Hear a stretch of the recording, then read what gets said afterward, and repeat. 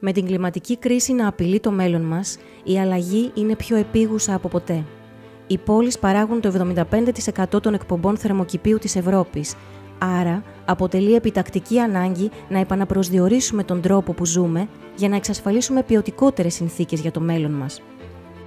Γι' αυτό, η Ευρωπαϊκή Ένωση έχει ξεκινήσει μια φιλόδοξη αποστολή: να μετατρέψουμε 100 πόλεις της Ευρώπης σε κλιματικά ουδέτερες έως το 2030.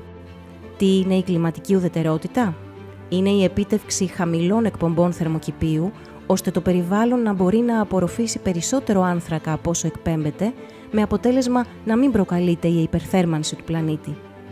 Η Ευρωπαϊκή Αποστολή θα υποστηρίξει τις πόλεις στην επιτάχυνση του πράσινου και ψηφιακού μετασχηματισμού τους, για να γίνουν οι πόλεις φιλικές για τον πολίτη και ανθεκτικές στα φαινόμενα της κλιματικής αλλαγής, ώστε να εξασφαλίσουν έναν υγιή τρόπο ζωής στους κατοίκους τους.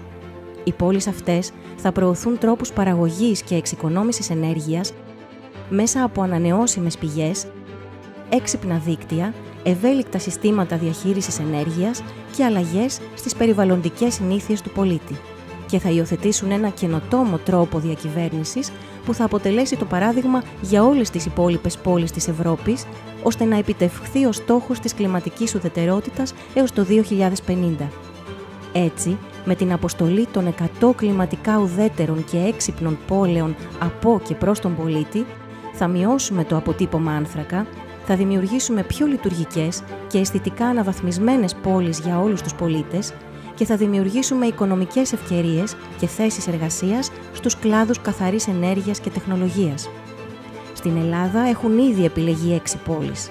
Όμως καλούμε και τις υπόλοιπες πόλεις και τους κατοίκους να ξεκινήσουν την προσπάθειά τους με στόχο το 2050, που η Ευρωπαϊκή Ένωση φιλοδοξεί να γίνει η πρώτη κλιματικά ουδέτερη ήπειρος.